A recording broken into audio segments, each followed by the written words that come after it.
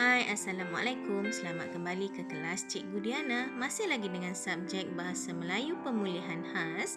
Masih lagi dengan kemahiran 10 perkataan VKVK. Hari ini kita akan teruskan lagi dengan kemahiran mencatat maklumat. Tetapi hari ini kita akan mencatat maklumat dengan membanding beza tentang sesuatu perkara. Bermaksud kita akan membuat perbezaan tentang apa yang akan kita bincangkan. Jom kita lihat. Baiklah, masih lagi merujuk kepada petikan dialog yang telah kita belajar pada hari Isnin minggu lepas, iaitu tentang usaha tangga kejayaan. Okey, berdasarkan petikan dialog ini, kita akan melihat apakah perbezaan yang kita boleh catat. Okey, baiklah. Berdasarkan petikan dialog, ada dinyatakan tentang aktiviti-aktiviti yang dilakukan oleh Emak kepada Suzita dan Datuk kepada Faris. Okey, jika kita lihat, Suzita memberitahu emak saya petani dan Faris pula menyatakan datuk saya pula penternak. Okey, bermaksud ada dua aktiviti yang dilakukan di sini, iaitu pertanian dan penternakan. Kedua-dua aktiviti ini kita panggil aktiviti pertanian.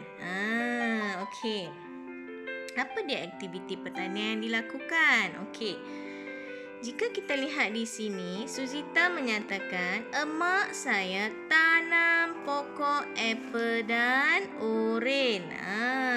Faris pula menyatakan datuk saya bela itik ayam dan ikan. Bermaksud di sini ada dua aktiviti pertanian, iaitu tanaman, buah-buahan dan haiwan ternakan. Siapa yang membuat aktiviti tanaman buah? Ya, emak kepada Suzita. Apakah buah yang ditanam oleh emak? Bagus, buah oren dan apel. Apa pula haiwan ternakan yang dibela oleh Datuk Faris? Bijak. Kamu memang bijak. Ayam, itik dan ikan. Jadi, berdasarkan dua perkara ini, dua aktiviti ini kita akan mengkelaskan mengikut aktiviti berdasarkan perbezaan aktiviti. Macam mana kita nak buat? Jom cikgu ajar. Okey, apa ni? Macam virus COVID-19, coronavirus. Kan? Kamu pernah tengok kan? Kalau minggu lepas kita buat peta buih. Peta buih ada satu bulatan di tengah dan banyak bulatan kecil di sekeliling. Tetapi kali ini kita ada dua bulatan utama di tengah dan banyak bulatan-bulatan kecil pula di sekeliling. Okey, peta pemikiran untuk hari ini kita namakan peta buih berganda kerana kita mempunyai dua aktiviti utama, iaitu tadi yang kita bincangkan, aktiviti haiwan ternakan dan tanaman buah. Okey, macam mana nak buat? Jom cikgu tunjuk. Okey, baik. Berdasarkan gambar tadi, di tengah-tengah, sebelum itu, peta ini kita akan buat di dalam buku latihan menulis kamu. Jadi, jangan lupa tuliskan hari, tarikh dan arahan ini. Okey. Kemudian kita akan bina peta itu di bawah ini. Okey, jom cikgu tunjuk. Okey, di tengah-tengah bulatan tuliskan perkataan aktiviti pertanian kerana kita membincangkan tentang aktiviti pertanian yang dilakukan oleh emak Suzita dan Datuk Faris. Apa aktiviti pertanian yang mereka lakukan? Ya, Datuk membelah haiwan ternakan dan emak pula membuat aktiviti tanaman buah. Okey, sebelum melihat kepada perbezaan, terdapat dua persamaan daripada aktiviti ini. Yang pertama, kedua-dua aktiviti ini melibatkan benda hidup. Ya, haiwan seperti apa? Ayam, itik, ikan adalah benda hidup. Tanaman buah seperti buah apel dan buah Oren juga merupakan benda hidup kerana kita tanam daripada biji benih, membesar menjadi pokok dan seterusnya menghasilkan buah. Proses itu dipanggil proses tumbesaran. Sebab tu kita panggil benda hidup. Dan kedua-dua ini juga merupakan benda yang boleh dimakan. Kita boleh makan ayam tak? Boleh lah. Kamu kan makan ayam goreng Upin Ipin?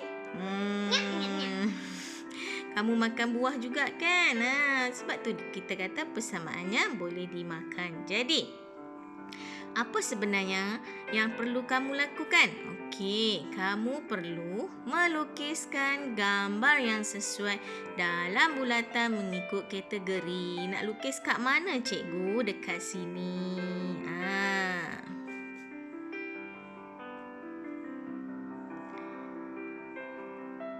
Okey, kalau kamu lihat, buih yang di tengah-tengah telah pun kita tulis aktiviti pertanian, di kirinya haiwan ternakan, di kanannya tanaman buah, di atas persamaan benda hidup, di bawah juga persamaan boleh dimakan. Jadi tugas kamu adalah untuk melukiskan jenis-jenis haiwan ternakan di dalam bulatan kecil di bahagian haiwan ternakan dan melukis tanaman buah-buahan di dalam bulatan kecil di bahagian buah-buahan. Berdasarkan petikan tadi, contoh haiwan ternakan kita apa? Seperti ikan, ayam, itik. Bagaimana pula dengan buah? Ya, contohnya apple dan oren. Jadi, cikgu, tugasan kamu adalah untuk melukiskan jenis-jenis haiwan ternakan yang boleh dimakan di dalam bulatan-bulatan kecil ini dan juga buah-buahan di dalam bulatan-bulatan kecil di bahagian buah-buahan berdasarkan kepada kreativiti dan idea kamu sendiri. Bermaksud, selain daripada contoh petikan itu, kamu perlu memikirkan haiwan ternakan dan buah-buahan lain untuk dilukiskan di dalam bulatan-bulatan kecil. Okey? Kamu kena fikir sendiri contoh-contoh lain. Okey, cikgu harap kamu dapat menyiapkan tugasan ini. Okey, sampai di sini sahaja.